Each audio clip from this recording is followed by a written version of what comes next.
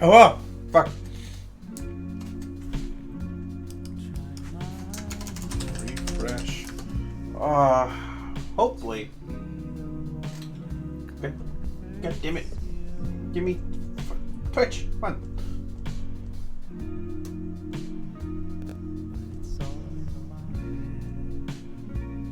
There we go. Okay. What I was going to say was that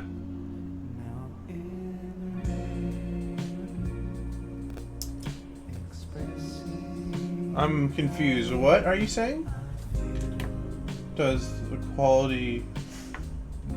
Huh?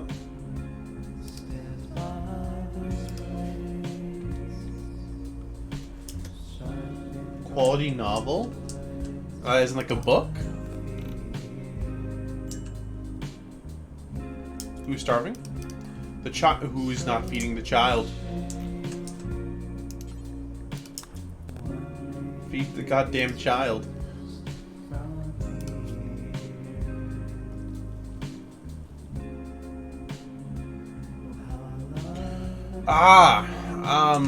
It means like it's a pretty cool concept. A pretty interesting idea.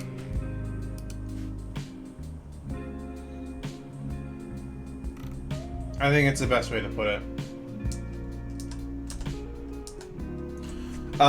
But yeah, right, as I was, when the stream crashed, hopefully, unless it's a completely separate issue, we got the modem. I had to wake up at fucking 7:30 this morning. And I went to bed at fucking 2 a.m. last night because I completely forgot about it. I had to wake up that early, so I got like 5.5 hours of sleep. That's what I'm running on right now. But besides the point, the reason why I had to wake up so early was, oh my god, there's a fucking tree in the way. Cut now. Yeah, so autocut plants blocking wind turbine. Anyways, the modem arrived. The second modem for personal use arrived, and that was set up. And hopefully that should be more ready, set to go. But regardless, besides the point, I still need to transfer everything over, and the internet guy said it'll take a little bit for it to get swapped over and for it to be updated. So that's sort of what I'm waiting on. And it should definitely be ready by tonight. So hopefully, and I mean hopefully, when tonight comes, I'm not going to be competing with my security system. Yes, hopefully it does. If not, that means I have to take apart my computer, and I don't want to do that. But I know I was looking online, it's like, what? Like, one of the things was that it's like, oh, maybe there's too much bandwidth, and I thought it was like, nah, it should be fine. It's just my computer. I didn't realize the cameras took up bandwidth. Ooh, foxes. 2 foxes, okay. But yeah, hopefully that should solve any issues. Poor Dave. Dave doesn't get a bed.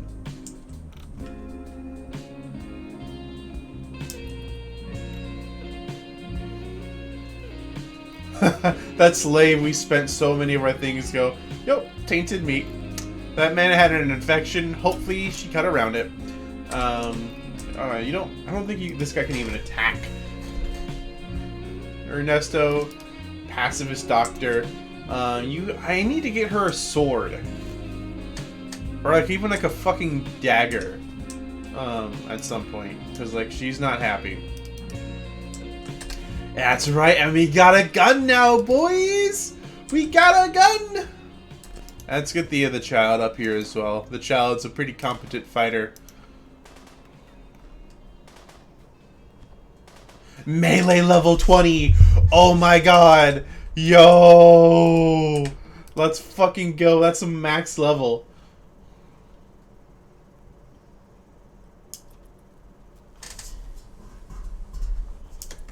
God, did it? No? Okay. But yeah, I normally don't stream during the midday, so... Ooh, I could chop this one up. No, can I? Lewis, can you... Yes, that one isn't rotten. I can butcher it for food.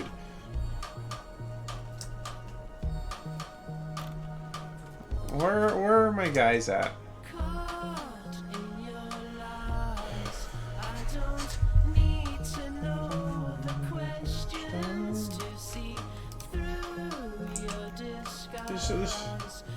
The Muffalo wool jacket is tainted, bro. But yeah, I normally don't stream during. I stream when it's dead in the night, when there's not going to be hundreds of people online. So I feel like I have that going against me, and I feel like. I mean, I feel like a year ago it was. I don't know. Because a part of me thinks it's like, oh, maybe it's something with my computer, but apparently the modem, you know, it's not just been me, it's been stuff with the modem in general, or internet connection, so hopefully, like I said, that fixes it. If not, I either have to clean out my computer and do some shit there, or it's something that I have to get, like, a new CPU or whatever the fuck. That's my other guess, is a CPU, but... Because, I mean, here, if I... No. I did Shift Tab instead of fucking Control Alt Delete. I mean, I shouldn't need it, because, I mean, I'm streaming, right? And I'm playing, you know, all this stuff. It's capping out at 60% memory. Ooh. Actually, well, that's... Oh, because RimWorld's memory uses more of my memory than CPU. Okay, that makes sense. Usually when I'm streaming like Tailspire, it's like, oh yeah, it's like 60%. But, okay, cool. Yeah.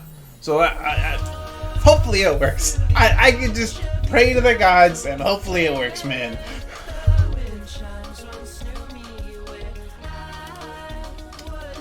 And I want to get fucking guns. So we aren't relying on a fucking Tech 9. Oh! As far as stuff as my birthday goes, it was pretty good. It was pretty good. We had it at the local arcade.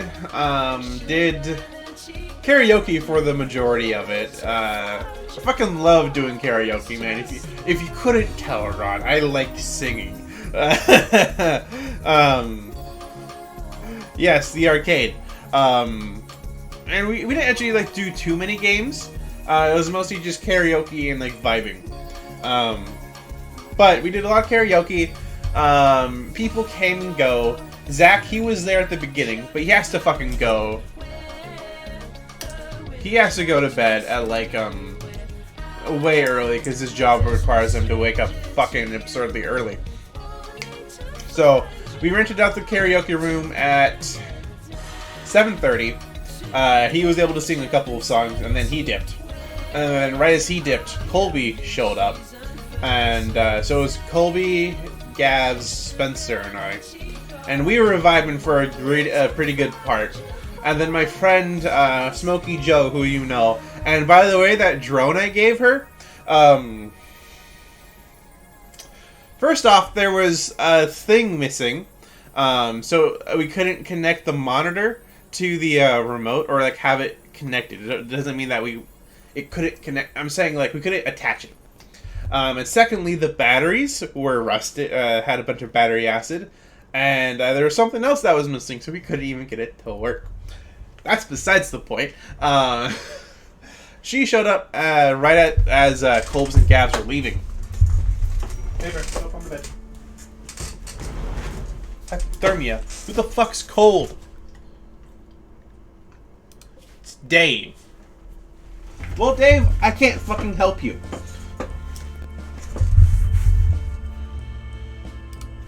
Anyways, she showed up right as everyone else was leaving, and I feel like a fucking dipshit if I wouldn't, you know, spend time with her and everything, right? It's like, oh yeah, he showed up at the end. Thanks for the present. Bye. No.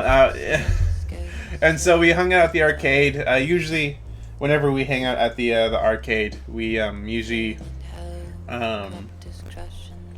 play like coin pusher games and sort of talk and chat and stuff. Because coin pusher games are nice. You can like just press the button, but you can do that as like a side thing while you're talking. So that's what we did. I caught up because it's been a while since we've been able to do like a one-on-one. Because usually when we would hang out, first off, I work Mondays and she has Mondays off. And secondly, we usually do group hangouts on Mondays, so it makes it a little bit harder. But it was nice. We're planning to hang out again this Sunday. But she gave me this... Here, fuck. I'm going to go grab that book real quick. I'll be right back. It's actually a pretty cool book. It's the second one, but it doesn't really matter. It's not a sequential series.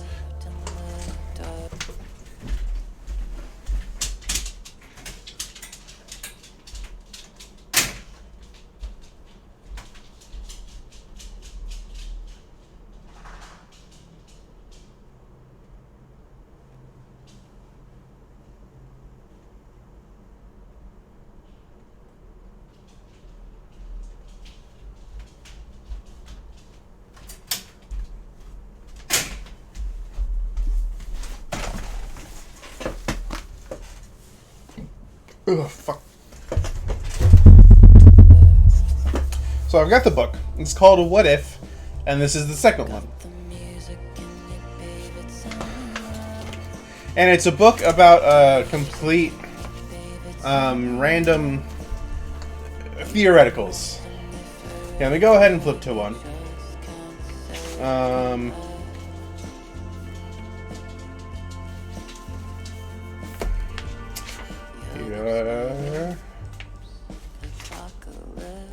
Cosmic road trip. If the universe stopped expanding right now, how long would it take for a human to drive a car all the way from the to the edge of the universe? The edge of the observable universe is about 270. Oh fuck.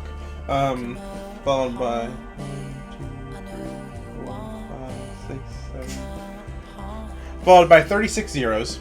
Oh wait. If you drive a steady 65 miles per hour, it will take you 480, followed by 30 zeros, or no. Sorry, not 30. 6, 12, 18. 18 zeros. I don't know what my math is doing there. I was multiplying by 6 instead of 3. Yeah, 4.8 times 10 to the 17 to get there. Or 35 million times the current age of the universe. This will be a dangerous road trip.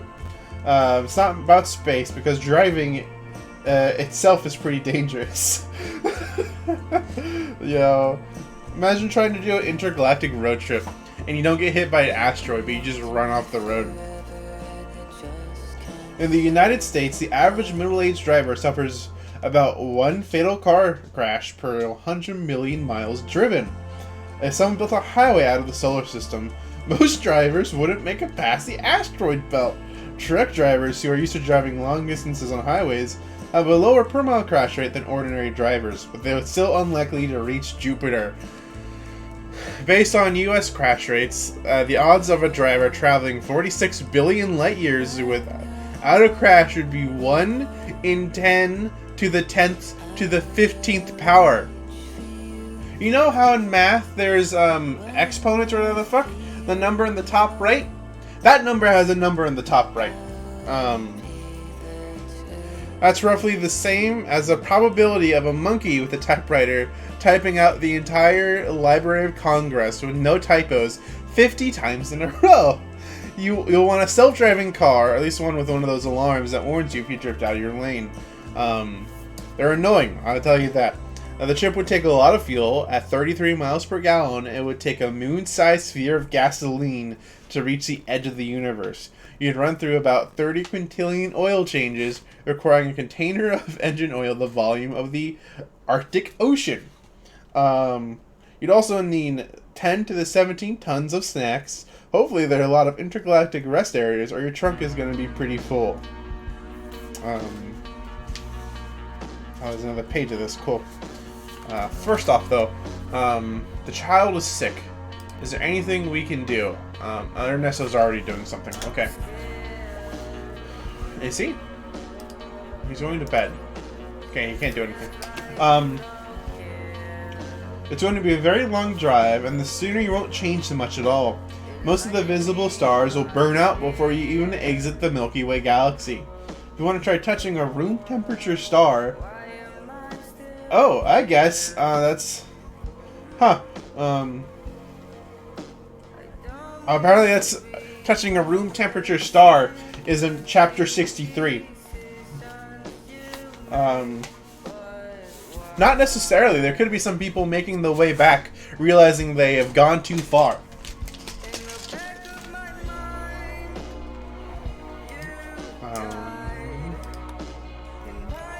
Xenogenetics.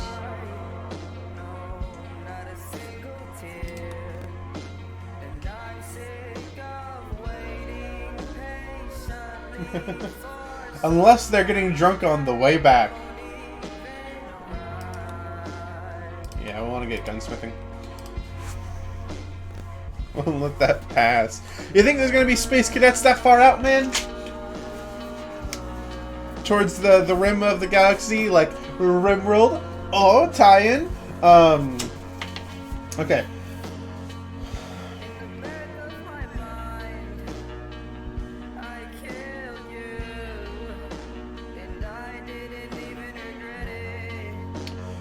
Once the stars have burned out, you'll have to find a new source of entertainment. Even if you bring every audiobook ever recorded and every episode of every podcast, that won't even last you to the edge of the solar system. I tried playing Elite Dangerous in VR. Shit's not only is it nauseating, I don't know how to play Elite Dangerous. But yeah, that shit can be pretty intense from what I've heard. Robin Dunbar famously suggested that the average human maintains about 150 social relationships. The total number of humans who have ever lived is somewhere north of 100 billion. A 10 to the 17-year road trip would be long enough to replay the lives of every one of those people in real time in a sort of unedited documentary, and then rewatch every one of those documentaries 150 times, each with a different commentary track by 150 people who knew the subject best. Really? No, I've heard more about there's been weird stuff, but not like the individual deets.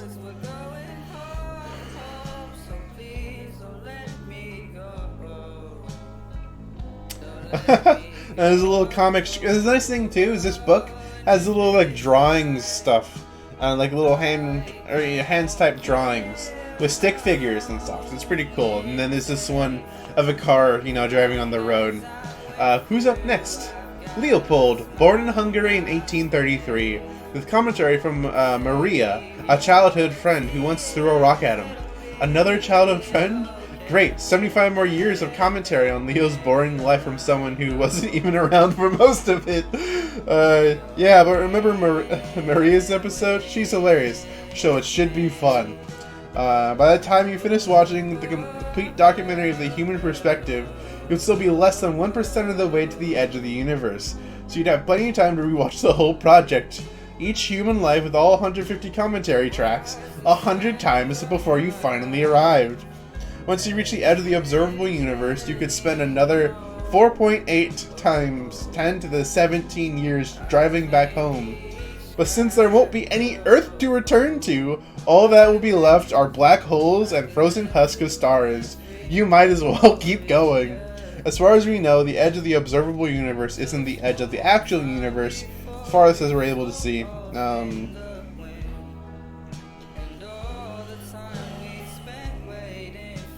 Yeah, the edge of the observable universe isn't the edge of space, but the edge of the map.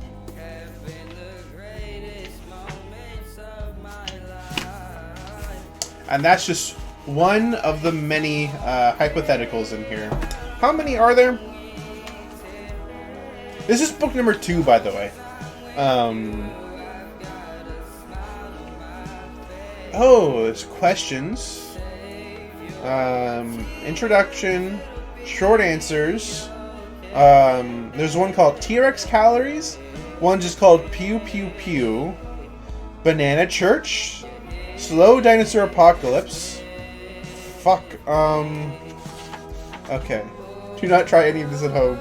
I like how they have to have a disclaimer. Vacuum Tube Smartphone. Razor Umbrella. Eat a Cloud. Eyeball. Toasty Worm.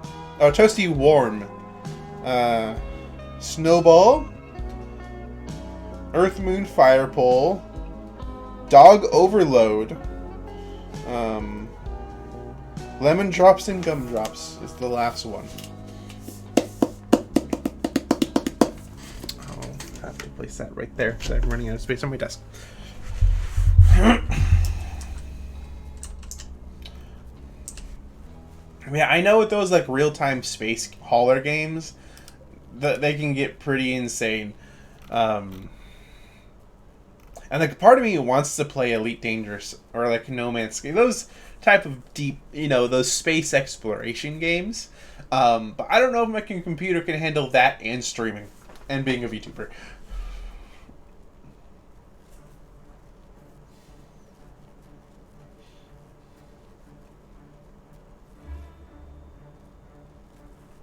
Yeah. The edge of the universe is merely just the edge of the map in an unseeing space.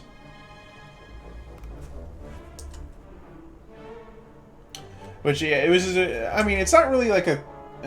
It's not a theory. I think it's just a fact that the universe is ever expanding, or rather, what we can perceive as the universe is as ever expanding. Because what we're seeing is actually billions of light years old. So by the time we would even get there, it would have changed so drastically.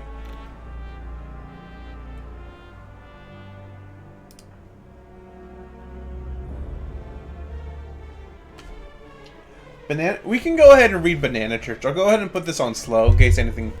Medical emergency. Dave? Oh no. Well, if Dave dies, I don't think there's anything I could do. What's his problem? Oh, he's dying of frostbite.